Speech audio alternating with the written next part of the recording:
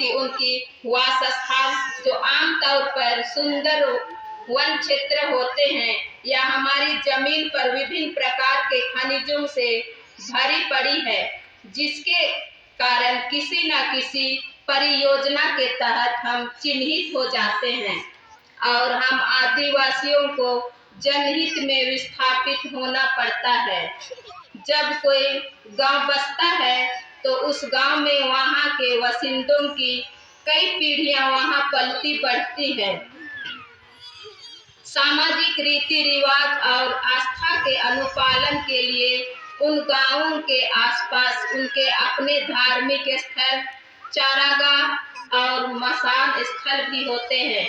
इसलिए विस्थापन मात्र लोगों को उनके निवास स्थान से हटाकर दूर करने का मामला नहीं, बल्कि इसके साथ उनकी सांस्कृतिक, सामाजिक, आचार व्यवहार, आजीविका के संसाधनों को अनदेखा कर उनको इन सब से भी वंचित कर देने की योजना होती है।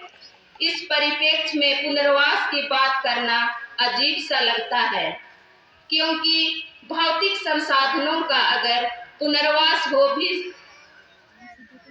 सकता हो तो भावनाओं का पुनर्वास कैसे हो सकता है। दरअसल आदिवासी समूहों की जंगल और जमीन से जुड़ी यही भावना उनकी अपने पूर्वजों का स्थान छोड़ने से रोकती है। आदिवासी समुदाय की यह विशेषता है कि वे कहीं भी कुछ भी कर लेने के आमतौर पर आदी नहीं होते। उनकी एक विशिष्ट जीवन शैली है जिसके इर्द गिर्द ही वे अपना जीवन यापन कर पाने में सक्षम होते हैं। इस तथ्य के उदाहरण आदिवासी समूहों के वे गांव, बस्तियां और जनसंख्या हैं जिनको विकास के मंदिर स्थापित करने के क्रम में उजाड़ा गया है। ऐसी जनसंख्या को पुनर्वासित किए जाने और मुआवजा दिए जाने के बावजूद उनकी अपनी पहचान तक मिट गई है। वे भूस्वामी किसान के मजदूर बन गए हैं। यही कारण है आदिवासी समुदाय अपने जल जंगल जमीन की रक्षा के लिए संघर्ष करता आया है। यदि हम इतिहास के पन्नों को पलटे तो झारखंड में संकट के बादल तब मंडराए जब अंग्रेजों ने यहाँ के जल जंगल जमीन को अपने फायदे के लिए कानूनी जामा पहनाकर अपने कब्जे में करने की कोशिश की। आदिवासी समुदाय के लिए जल जंगल जमीन ईश्वरीय उपहार नहीं, उनके अस्मिता से जुड़ा है। 1793 में बनी स्थायी बंदोबस्ती कानून, 1865 में बना रिजर्व फॉरेस्ट एक्ट, 1894 की भूमि अधिग्रहण कानून, देश की स्वतंत्रता के बाद 1951 में इंडस्ट्री डेवलपमेंट एवं रेगुलेशन एक्ट, 1957 का कोल वायरिंग एक्ट एवं 1972 में बने वन्य जीव रक्षण कानून ने आदिवासियों के सामने उनके जल जंगल जमीन से जुड़े अस्मिता को ही संकट में ला खड़ा किया। स्वतंत्रता के बाद आधुनिक भारत के सपनों को साकार करने के लिए बने कल कारखानों, नदी घाटी परियोजनाओं ने झारखंडी समाज को उनके जमीन से बेदखल कर दिया। यदि हम गैर सरकारी आंकड़ों पर विचार करें तो 15,03,000 लोग विस्थापित हुए हैं, जिनमें से आदिवासी समुदाय के 6,20,327, अनुसूचित जाति के 2,12,892 एवं अन्य वर्ग से 6,69,753 लोग विस्थापित हुए हैं। नेतरहाट फील्ड फायरिंग रेंज के विषय में अभी हम लोग सुनेंगे।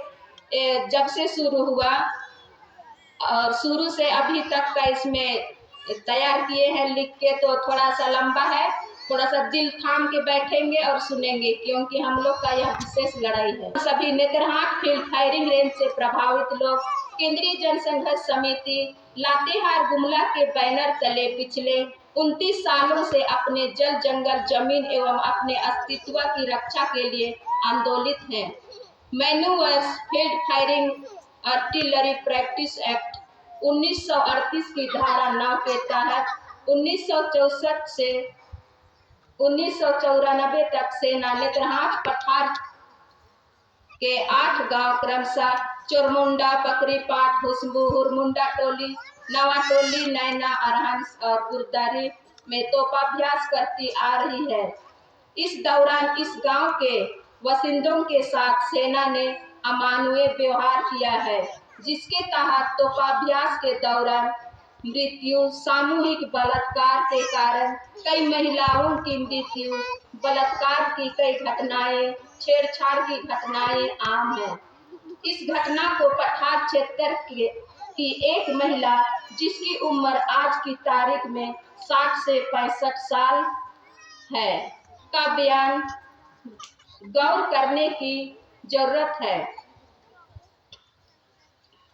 वो कहती थी, मोर सैस कहत रहे, जब पलटन मने फैरिंग ले आबे, रौर मने अपन हाथे हसुआ चाहे टांगी धैर रहा, पलटन मने पसे आबे तब उके रेत देबा।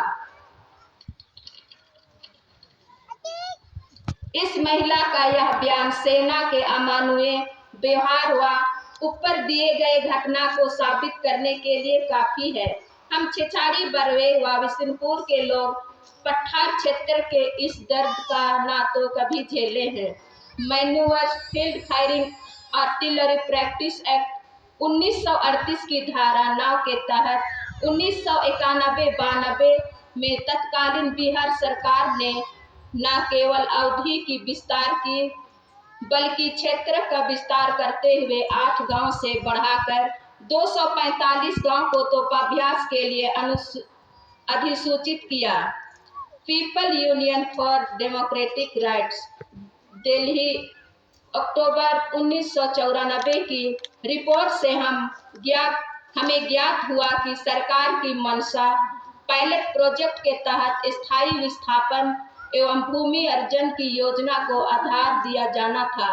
केंद्रीय जनसंघर्ष समिति का मानना है कि रूटीन तोपाभ्यास के कारण ही पायलट प्रोजेक्ट जैसी परियोजना सामने आई है। अतः केंद्रीय समिति ने निर्णय लिया, यदि पायलट प्रोजेक्ट को समाप्त करवाना है तो तोपाभ्यास को ही रोकना होगा। इसी निर्णय के तहत 20 मार्च 1994 से पहला सत्याग्रह आंदोलन की घोषणा हुई, जिसमें लाखों की संख्या में सत्याग्रह में उपस्थित होकर हम सभी ने 22 मार्च 1994 को फायरिंग अभ्यास के लिए आई सेना के गाड़ियों के काफिले को वापस किया था। तब से लेकर आज तक सेना नेतरहाट के पठार पर तोपाभ्यास के लिए नहीं आई है। हमारे जोरदार विरोध के कारण स्थानीय जिला प्रशासन के पेशकश पर प्रशासनिक अधिकारियों, सेना के अधिकारियों व जनसंघर्ष समिति के बीच 3 वार्ता हुई। उसमें से प्रथम वार्ता है प्रथम त्रिपक्षीय वार्ता। जनसंघर्ष समिति के आह्वान पर प्रभावित जनता के